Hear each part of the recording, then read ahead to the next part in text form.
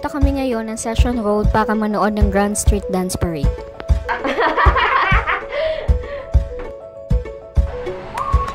Ayan, palabas na kami ng hotel. Sana meron kami masakyan para hindi kami maglakad.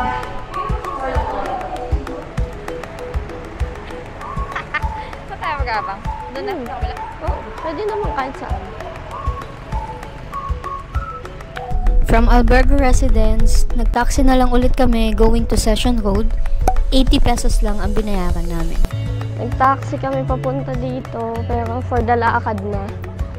Since madaming saradong daanan. Mga 7 AM na ata kami nakaalis ng hotel, kaya madami ng tao. Balita namin, mga 5 AM pa lang, pumupunta na yung mga tao para maganda ang pwesto nila sa panonood. Ay, ang ganda ng pwesto nung nasa taas ng RCBC, te. Mas okay ako dito, te. Walang makikita ako. Pwede ka pumunta doon.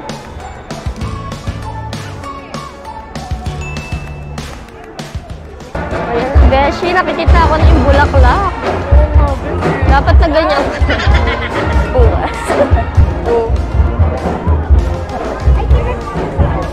Excuse me.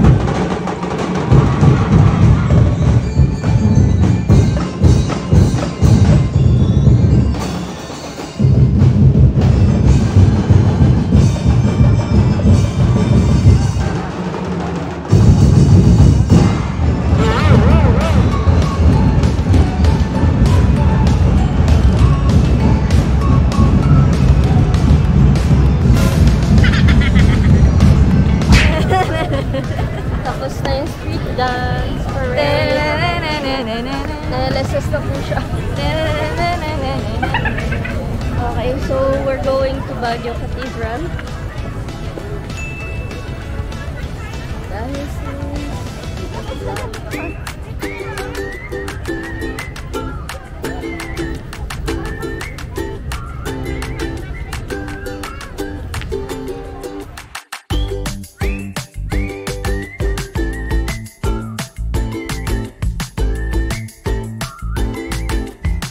So we're going inside the Baguio Cathedral. Every time na pumupunta ako ng Baguio, hindi namin to dinadaanan. So this is my first time.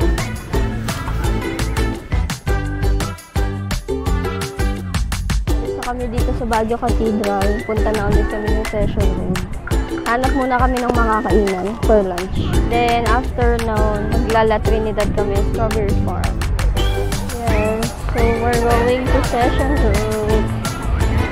Hindi ko alam kung saan kami kakain. Kasi sa Oh My Gulay, pasta and pizza din. Ano ba doon? 50s? Ayun nga yung naano ko kung...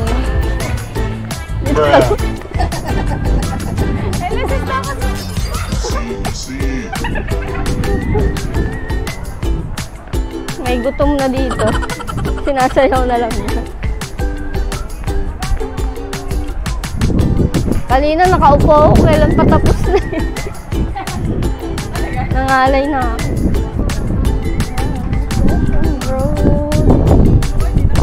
Uy, meron tayo makakasalubong ng mga classmates ko. Dahil kakulay ko yung jacket nila.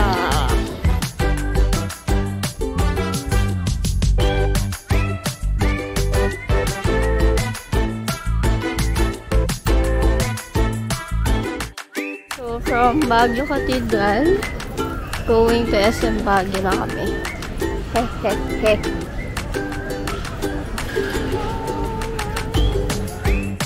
SM Baguio, syempre nag-taxi ulit kami going to Cafe by the Ruins. 80 pesos lang binayad natin. Ay! A few inches later. Dito tayo sa Burnham Park. Ang daming tao.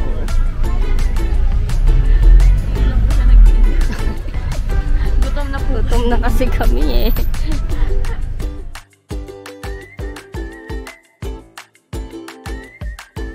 Papunta kami ng foam coffee. Uy, JT's na lang kaya muna tayo. May yellow cup lang. Eto, foam coffee na.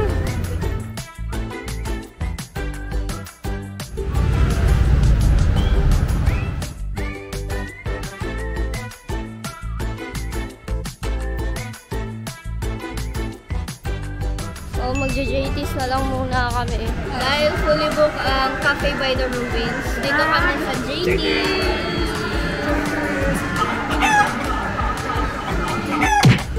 After namin mag-lunch, pumunta kami ng foam coffee para bumili ng matcha espresso latte for only 190 pesos. Bibilan ng tinapay si ate. Ano kaya?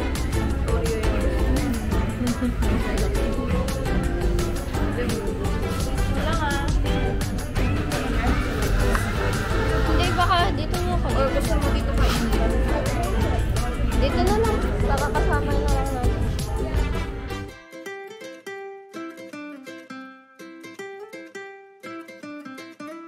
Ay, malapad na ako. Si Tyra. Yan, namit namin si Tyra. Bebenta siya ng sweet corn.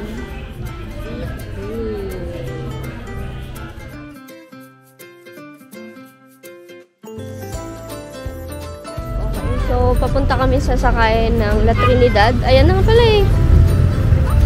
Ayan. So paglabas lang paglabas lang ng foam coffee. Literal nga. Ay, dadaan po ng Strawberry Farm. Strawberry Farm.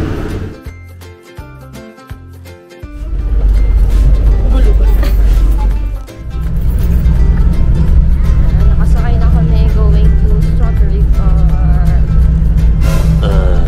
20 minutes lang yung biyahe from Foam Coffee to La Trinidad Strawberry Farm. 15 pesos each lang pamasahe. So, itong jeep, dito na kami binaba. Doon, lalakarin natin going to Strawberry Farm. Diyan tayo, tatawid lang tayo. Papunta doon. Konting lakad lang, Strawberry Farm na tayo. Kunting lakad na maging strawberry na kami. Nakatulog ka naman ba? Oh yes. 1 minute.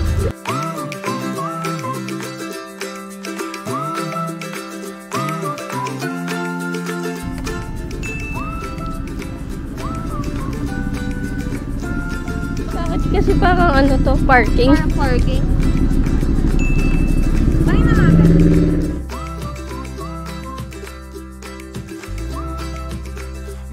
Medyo napalayo kami. Sabi kasi nung napagtanungan namin, diretso pa daw.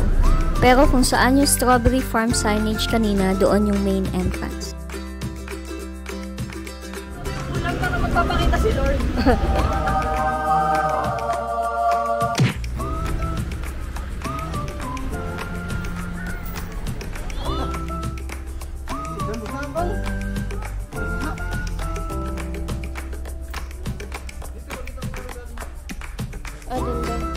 Nasa loob na kami ng Strawberry Farm. Mag-strawberry picking tong beshi ko. Ang ganda ng ano, clouds.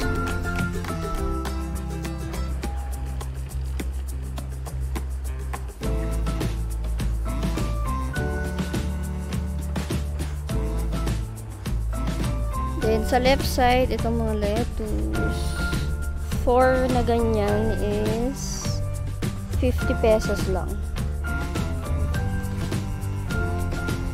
Dito sa right side ang mga strawberry. Sinamahan tayo ni tatay. Hindi ka na. Hindi na ako. Ay, ito. Ang dami ng strawberry. Pero dadalhin daw tayo dun ni tatay sa madami at malalaking strawberry. Grabe, ang kakapal ng lettuce. Kaso may phobia na ako dito sa mga ganito eh. Yun na yung mga sunflower tayo. Ano na ako, kukunti lang. Ito, ayokong tumawid dun, te.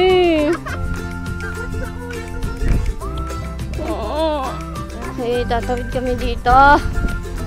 Ay, bakal naman pala. Oh, nalaglag ako sa kanal sa Cebu. Ang bantot ko kaya nun.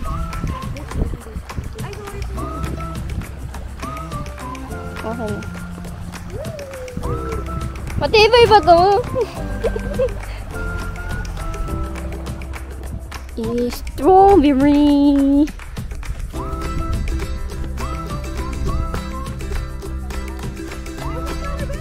Ito na. Favorite niya ang sunflower. Ikaw pala yung sunflower.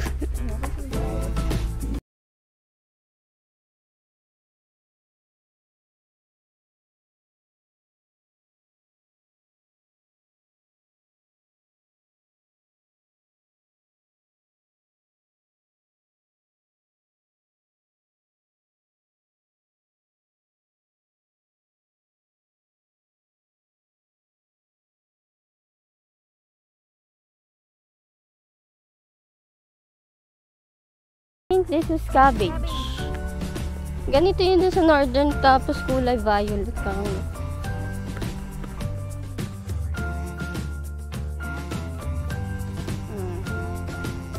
Ano kayo sa mukha ko?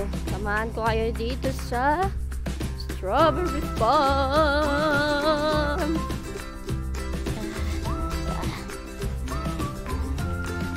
Layo na ni tatay. Tapos ano si Beshi?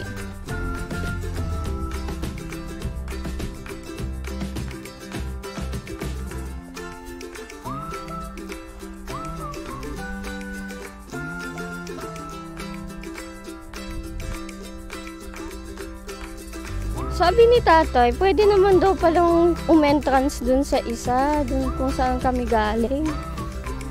Sabi dun sa pagtanungan namin, lakad pa daw kami. Eh, di ginawa naman natin. Ganda, ang daming lettuce. Magkano po per kilo? 700 per kilo. Ah, sige po. Saan po kami pwedeng kumuha? Dito po. Ah, kahit saan. Saka na lang pa doon sa may ano. Doon sa dulo pwede? Ah, okay. Thank you po. Dito na po yun sa kanya para magkabi. Okay, thank you po. 700 per kilo ang strawberry picking. Hindi ako siguro kukuha kasi... Beshi! Beshi! Okay. Dito daw, sumila doon hanggang buong yan. Pwede ka ma. 700 per kilo. Ano pinipitas daw? Ginugupet. So from the... Saan daw? Dun sa ano lang. Ano ba niya? Oo. Ito. Hindi. Tama ba? Oo, tama yan. Taga dito ko dati. Salamat sa pag-welcome ah. Ito, Besh. Ano ka, Beshi? Kakaiba yung shape niya, Besh. Tingnan mo muna sa likod.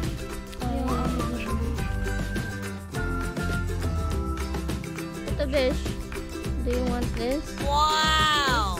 Wala namang time limit to. Wala. Minute to minute pala.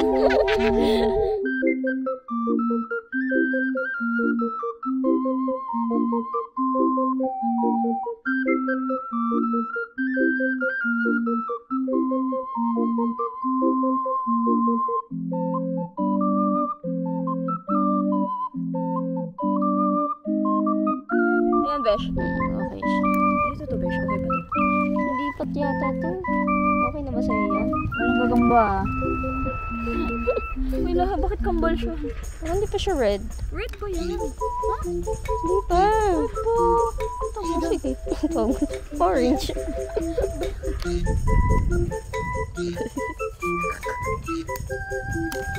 Sabi ni Kuya, madami na dito. Ito. Ang therapeutic na ito. Piling ko na sa New Zealand ako. Ano itong banding natin? Strawberry pig. Ito. 2 kilo pong kukunin namin. So, ilang oras kami dito. Hanggang Monday na po kami. Sarap kami mag-overnight.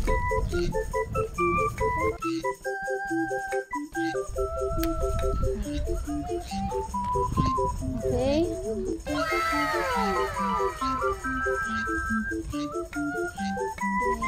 Thank you, ate, sa pa-free. Sobra ng 1 kilo kasi may pa-freebie si ate. Thank you po.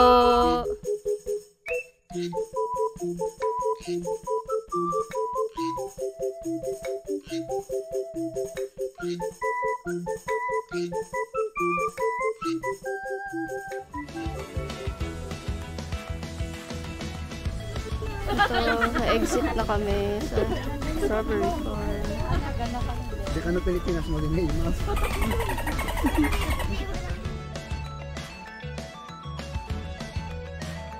Pili tayo.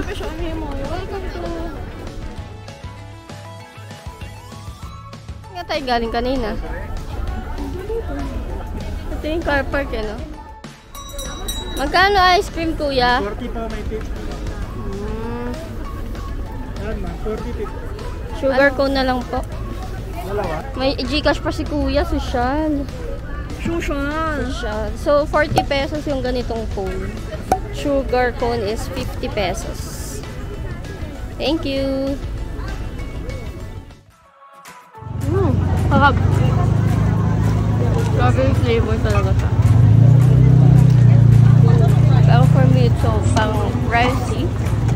Or ang konti lang nung ice cream. Then sugar cone.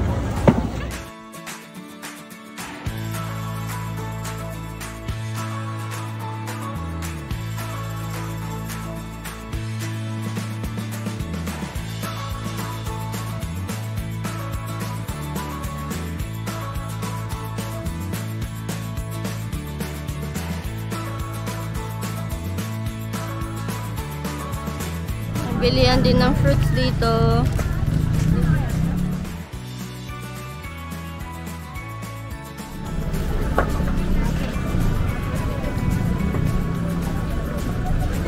Ito yung strawberry shake. Hit the road.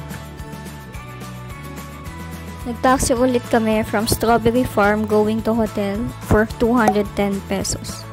Gusto nyo mag-jeep, ganun ulit. Lalabas lang kayo ng Strawberry Farm, then sasakay kayo ng jeep going to Burnham Park.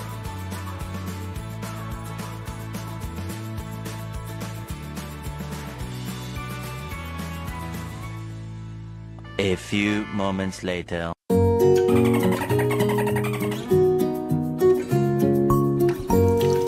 Pagkagaling namin sa Strawberry Farm, di na kami nakalabas ulit. Kumain at natulog na lang kami. Maaga kasi ulit kami bukas para sa Grand Float Parade.